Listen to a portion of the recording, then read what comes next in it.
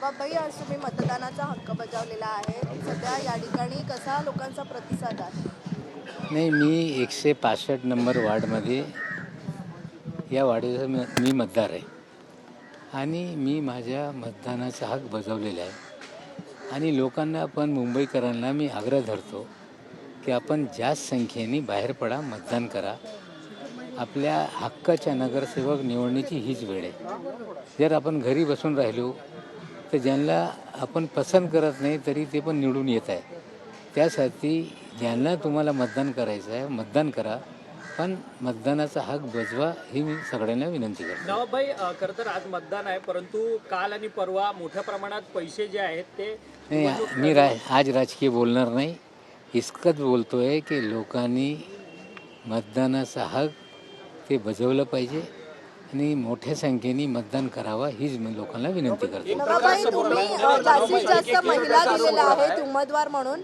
या सगळ्याच महिला उमेदवार तुम्ही जास्तीत जास्त दिलेल्या आहेत. किती विश्वास वाटतो या नाही, सगळ्या? असं आहे, आम्ही जे उमेदवार दिलेले आहेत ते लोकांच्या समोर आहे. युवा आहे, सर्व प्रकारचे आहे. आता त्यांच्या बाबतीत जास्त बोलणं मला वाटते आचारसंहितेचं भंग आहे. माझं इतकंच म्हणणं आहे की लोकांनी जास्त जे चांगले उमेदवार आहे, सुशिक्षित आहे, ज्यांना समाजसेवेचा वारसा आहे किंवा चांगल्या पद्धतीने त्यांना विश्वास असेल ते काम करू शकतात, या प्रकारचे जे उमेदवार आहेत त्यांना मतदान करा हीच विनंती एक करतो. प्रकार धन्यवाद. आता समोर आला. खरं तर बोटाला शाई लावली जाते, परंतु अनेक ठिकाणी ही बाब समोर आली की बोटाला मार्कर लावून मतदानाची जी काही प्रक्रिया ती पार पडली जाते. कुठेतरी यावरून वाद निर्माण होताना पाहायला मिळतो. मला वाटते, मला तर महापालिकेने सुद्धा नाही असं आहे. जर ऐका नाही ऐका, पहिले बोटाला काड्याने शाई लावण्याची पद्धत होती. आता टेक्नॉलॉजी बदलल्यानंतर तीच इंक मार्करमध्ये टाकून त्याचा वापर होते. शाई पुसते. जर माझी शाई पुसली तर माझ्याकडे जे मतदार यादीमध्ये मी मतदान करायला जाणार आहे माझे फोटो आहे. माझ्या फोटोशिवाय माझं मतदान दुबार कसं होऊ शकते? मला वाटतं हे जुनी गोष्ट आहे. जेव्हा मतदार यादीत फोटो नव्हते त्यामुळे त्या काळामध्ये हे सगळं घडत होता. आजच्या घडीला या मतदार याद्यांमध्ये जवळपास 100% फोटोवाली यादी आहे. जे लोक वाद निर्माण करत आहे त्यांनी कधी यादी पाहिली नाही, याद्या वाचल्या नाही. हा हे खरं आहे की बरेचशे लोकांचे दुबार नाव आहे. एका मतदारसंघामध्ये 2-2 ठिकाणी आहे, पण 2 ठिकाणी नाव असताना चुकून 7 नंबर दुबार फॉर्म भरले ते हे सगळी नावं येत आहे. इतर मतदारसंघातून हस्तांतरित झाल्यानंतर ते माहिती देत नाही की आम्ही दुसऱ्या ठिकाणी आमचं आहे. तर याच्यावर लोक काम करत आहे. मी ज्या मतदारसंघामध्ये आधी आमदार होतो, आमच्या कार्यकर्ते 365 दिन यादीची छाननी करत होते. इलेक्शनच्या जे निवडणूक निर्णय अधिकारी आहे त्यांना माहिती देत राहिलो की ही दुबार नाव आहे, हे घरं सोडून गेलेली लोक आहे, ही मय्यत झालेली लोक आहे. त्यामुळे तिथे मतदार याद्यांचं प्युरिफिकेशन अणुशक्तीनगर में होत राहिलेलं आहे. आरोप निराधार समजायचे. मतदार यादीवर होणारे आरोप जे नेते ज्यांनी कधी याद्या पाहिली नाही ते नेते या प्रकारे बोलताय. मला वाटते प्रत्येक राजकीय पक्षाचे कार्यकर्ते निवडणूकच्या 2 दिवस आधी याद्या पाहताय.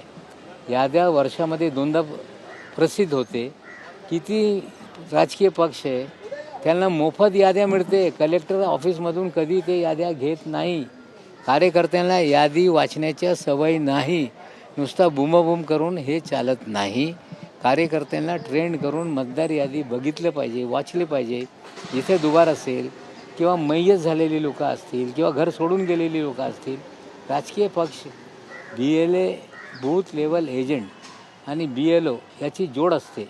BLAने जर हे सगळे ऑब्जेक्शन रेस केले तर याद्यांचा घोळ कमी होऊ शकतो. मी माझा अनुभव सांगतो आहे की 2009ला मी अणुशक्तीनगरला आमदार झालो. 2014 नंतर आमच्या मतदारसंघामध्ये दुबार, मय्यत, हस्तांतरित असे 1,40,000 नावं आम्ही पिनपॉईंट करून दिल्यानंतर ते त्याला वगळलेले आहे त्यांनी. आणि आम्ही या मुंबईमध्ये दर महिन्याला, दर 6 महिन्याला जेव्हा नवीन याद्या येत आहे आम्ही त्यांना माहिती देतो की हे दुबार नाव आहे. महानगरपालिकेमधून आम्ही डाटा काढून मय्यत झालेल्या लोकांचे डाटा मॅच करून देतो. त्यामुळे प्युरिफिकेशन ऑफ इलेक्शन रोल हे आमच्या मतदारसंघामध्ये ज्या प्रकारे आम्ही करतो त्या प्रकारे सर्व राजकीय पक्षांनी 6 महिन्यामध्ये जेव्हा यादी येत आहे तेव्हा याच्यावर कामं केली पाहिजे. नुसता बुमाबूम करून हे प्रश्न सुटणार नाही. नवाबभाई, तुम्ही 96 जागा लढवताय, तुमचा विश्वास आज किती जागा जास्त संख्येने हमें निवडून येऊ. आज मैंने अपने वोट का अधिकार का इस्तेमाल किया है. मैं लोगों से विनती करता हूं कि ज़्यादा से ज़्यादा संख्या में लोग घर से निकलें, अपने पसंद के उम्मीदवारों को मतदान करें ताकि जिसको आप चाहते हैं वो जीत कर आए. अगर आप घर बैठे रहोगे तो आपके इच्छा विपरीत भी लोगों को मौका मिल सकता है. ज़्यादा से ज़्यादा घर से बाहर निकलें और ज़्यादा संख्या में वोट डालें. जहाँ तक सवाल है, स्याही मिट रही है, मार्कर से स्याही लगाई जा रही है. पुराने ज़माने में स्याही जो है वो कांडी से लगाई जाती थी. अब वही स्याही मार्कर में भर के लगाई जाती है. कोई भी स्याही मिट नहीं रही है. कोई दोबारा मतदान करेगा. आज मतदार यादी में आज से 10 साल पहले 50% लोगों की तस्वीरें नहीं थी. आज सारी तस्वीरों वाली लिस्ट है. इसलिए कोई दूसरे के नाम पे जाकर वोट डाल देगा, इस तरह की संभावना नहीं है. हाँ, ये सच्चाई है कि डबल नाम है. जो मर गए उनके नाम है, जो शहर छोड़ के एक दूसरी जगह चले गए वहाँ भी नाम है, यहाँ भी नाम है. लेकिन ये पॉलिटिकल पार्टी की जिम्मेदारी बनती है. हर पॉलिटिकल पार्टी का हर बूथ में एक BLA अपॉइंट करने का अधिकार है, जो BLO के साथ मिल के ऑब्जेक्शन रेज कर सकता है. हमने अणुशक्ति नगर में 2014 से लेके 2026 तक 1,50,000 नामों पे ऑब्जेक्शन रेज करके, जो डबल थे, जो रिटायर होके सरकारी दफ्तरों से चले गए थे आवाज़ छोड़ के, जो देहांत जिनका हो गया था, हमने पिछले 12 सालों में 1.5 लाख नाम हमने कम किए. और हर 6 महीने में जो लिस्ट आती है उसको हम चेक करके, जिसमें जो डबल होगा या BMC से डाटा लेके जो लोगों का देहांत हो गया है या घर छोड़ के जो लोग चले गए, इसकी जानकारी लिखित में हम निवडणूक निर्णय अधिकारी जो होता है उसके पास देते हैं. वो वेरीफाई करके उसको डिलीट करते हैं. और हमें लगता है सभी पॉलिटिकल पार्टी जो चुनाव के 3 दिन पहले लिस्ट देखती है, इसलिए इस तरह के आरोप लगते हैं.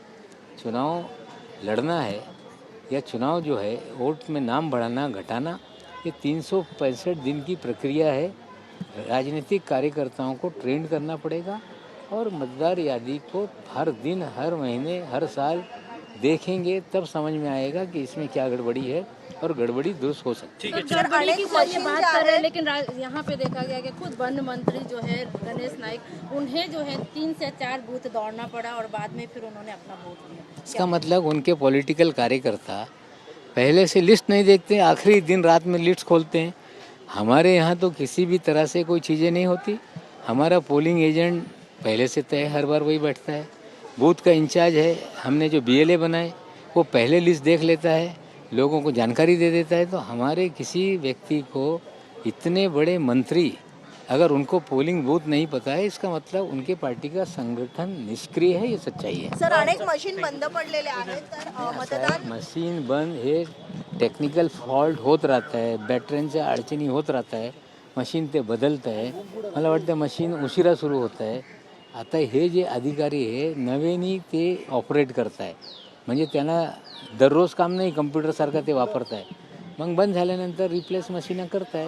आमच्या नाही आता तसं नाही.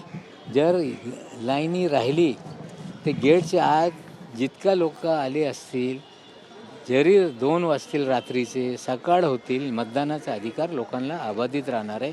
त्याच्यामुळे कुणाला मतदानापासून वंचित करता गणेश येत नाईक नाही.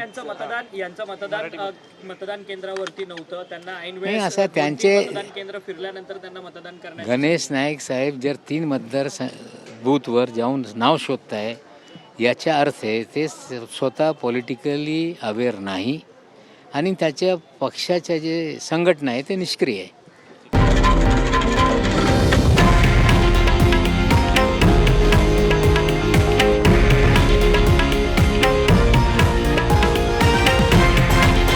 हे आहे देशातील नंबर 1 न्यूज नेटवर्क आणि आपण पाहत आहात TV9 मराठी, एकमेव.